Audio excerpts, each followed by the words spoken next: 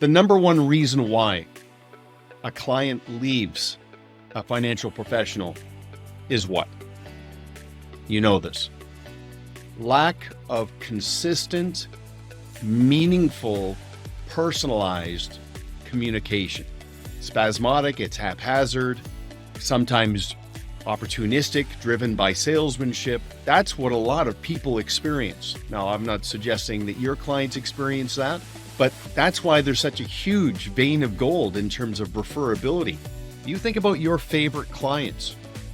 Let's say you have 50 clients in your inner circle. They have their own inner circle of close friends and family members. These are prospective clients. And your clients, when they become advocates, will have more persuasive impact on that group of people than you ever will. So that's the first thing. What's the number one reason why someone will refer a financial professional and make an introduction? Of course, it comes down to trust. But what do they trust? They don't just trust your technical ability and your core competency. They trust you as a person, your moral compass, your intentions, all of your qualities. And again, the credentials are huge. But they also have a deep appreciation and trust for the client experience you provide and for your process. I've said it before, I'll say it again. I want to make sure your clients have as much appreciation and understanding for your practice and your process as they do for you and your people. Disciplines compound. They build on themselves. Neglect compounds. Things do happen gradually and then suddenly. That's the whole premise of the inflection point. 90-day call rotation. Now, I've been talking about this for years. I've had so many people say, oh, I used to do that and it worked. And I'm like, you can't argue with that logic. It works so well, you stop doing it. People develop a familiarity, a fatigue for things as they become more ingrained, and they get excited about something new, and they make room for something new by dropping something old and proven. I cannot overstate the power of the 90-day call rotation. Now, of course, when I get into a consultation with a financial professional, they'll say, what do I say? What do I do on the call rotation? And plus, most people don't even answer the phone. Okay, I'm telling you right now, if you just leave a voicemail checking in, making an observation about what's going on in their life or something that's important to them, that's an imprint. That has an impact. Should you get somebody on the phone? Of course, that's even better. And by the way, a 12-month call rotation is prompted on the client's birthday and then every 90 days. But undoubtedly, in Q4, you're going to go through the rotation within that 20%. Okay? But what do you talk about? You make it about them. You're not trying to be interesting. You want to be interested. The premise here is just always be noticing. Always be recognizing what's going on in someone's life. So don't mail it in. Don't just go through the motions. Always get granular. So when you get somebody on the phone, when you leave a voicemail, acknowledge something meaningful happening in their life around their family, their occupation, or recreation. It's one thing to say, how's the family? It's another thing to make specific reference to a family member and something that's occurring in their life. Toward the end of the call, you can say to a client, hey, I just want to let you know, we are so ecstatic over here because we're engaged in an exercise right now where we're working with a consulting firm. We've embraced some best practices for the purposes of elevating the client experience. And I just can't wait to show you what some of those developments are. Just plant a seed. And I'll just tell you something. If your ideal clients are business owners, professionals, and executives, they will respond to that because that speaks closely to what they themselves are working on within their own business reality.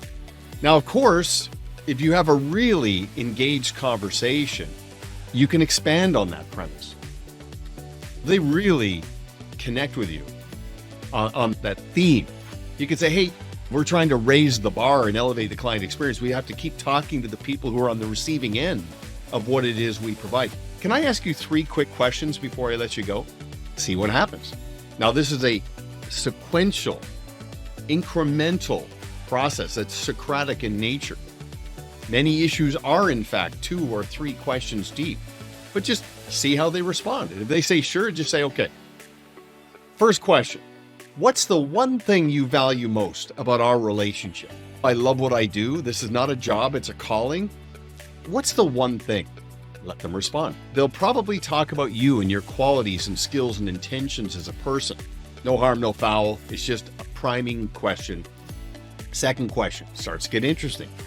What's the one thing you feel we could add to the client experience that we're not currently providing? Just one thing. Many of your clients are going to say, I can't think of anything. You're doing a great job. No problem. Some will acknowledge something. They'll say something. They might say something around something they think you should add, but you're already doing it and they're not aware of it. Or they'll actually give you some really good feedback. No matter what they respond, how they respond to question number 2, just simply say, okay, that is awesome feedback. I'll tell you why I'm asking you the question is because of the fluid and dynamic nature and all the many moving parts that we put together for our clients. There's some things that we do our clients aren't even aware of. Even our best long-term clients have either forgotten about or just are not aware. So as I said, in the future, I'm going to show you a little bit more depth around our process to ensure you've always got the complete picture.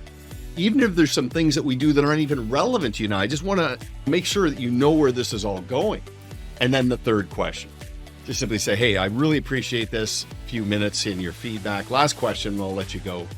When you talk about us with a friend or a family member, what do you say? Like, how do you describe us? And let them describe you. And brace yourself, because you might not like what they say. Not because it's negative. You're just going to realize that they talk about you around platitudes and superlatives and pleasantries, but they don't get granular.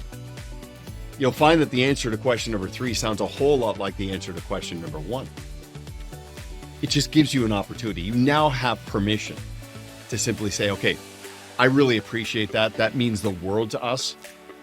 And this just reminds me, and this is why I became a financial advisor. But I will tell you, in the spirit of being our own best kept secret, I have to say that there's a value-added service that we provide for our clients that I don't think has ever been more valuable than right now with everything that's going on in the world.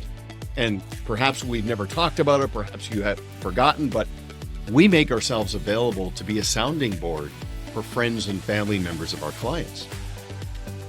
And just so you know, they do not need to become a client to take advantage of the service. It's a value-added service we provide. If they're important to you, they're important to us. But I got to tell you, this is the most fulfilling thing we do.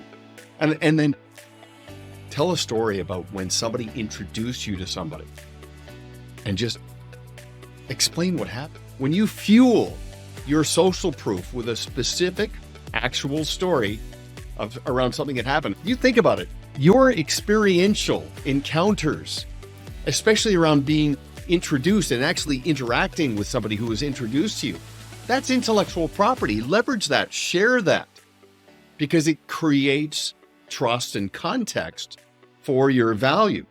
Bottom line is, I want you to keep triggering moments of recognition and awareness for the fact that this is a value-added service you provide, and it's driven by your sense of purpose. We spend so much time talking about process, but purpose is just as important as process. Your purpose is your why. Your process is your how. When your clients understand both the purpose and the process, they will get to a point where they feel they're doing a friend a disservice by not making an introduction.